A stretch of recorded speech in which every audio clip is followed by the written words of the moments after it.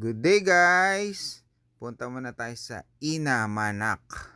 Located lang siya 374 Rabelo Street, Wakas 1, Kawit, Cavite, Philippines. Malapit lang siya sa Hidden Tapsian, isang kanto lang pagitan pagliko. Shoutout nga pala kay Bong Pan, pinsan niya yung owner si Priya Pan ng Inamanak. Doon ako nagpark sa tapat ng bahay niya. Bali, meron ditong appetizer, may salad and soup, may noodles pasta, may sandwiches, may silog meals din. Binalot, sisling, dessert, extras, tsaka a la carte na mga order. Ayan, sa kanila yung panty. Kung tawagin na sikat yan yung ano nila, milk tea shop nila. Bali, ang order namin, Okinawa, 95 pesos, 22 ounce. Taro, 110 pesos, 22 ounce. Mais con yelo, 50 pesos. Mango shake, 115 pesos. Guyabano, 115 pesos din. Bali, ano kayo dito? Pay as you order na. Pipila kayo, doon na lang kayo mag-order saka ano nila, pagka bayad nyo. Ayan, sangyup nga pala yung in-order namin. Pork sangyup, 199 pesos. Bago pag mag-order kayo ng extra cheese, plus 50 pesos. Meron din silang dilis dito, tsaka yung mga candies na pambata. Yan yung panty na Okinawa tsaka taro. Order ng anak ko.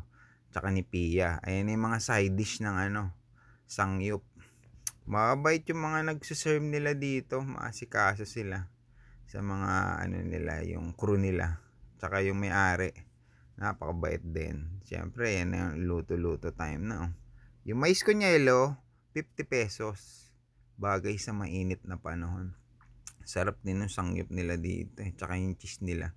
Yan yung order ko, mango shake tsaka guyabano. Yan, meron din silang dito dessert, leche plan. Ayan yung leche plan nila. Panalo. Siyempre, yan si kuya. Nag-asikaso sa amin. Buong araw siya nag-asikaso sa amin. Pati si kuya, siya rin nagdadala ng mga side dish ng mga order namin. Siyempre, tikiman tayo ng dilis. Sarap ng dilis nila. Siyempre, taste test si Pia ng Okinawa nyo. Panalo. Taste test tayo ng mga side dish. Corn ng sangyup. Sarap, tsaka yung cucumber nilang. Panalo dito. Pasok sa 199. Pati mga side dish masasarap.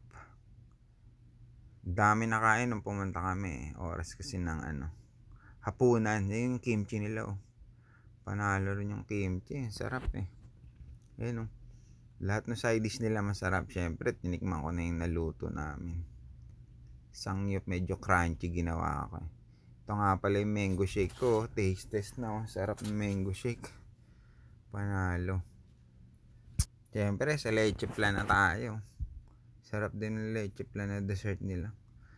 Solve nga ako Syempre, may picture taking tapos ng kainan. Bali, ito nga pala yung FB page nila. Thanks for watching.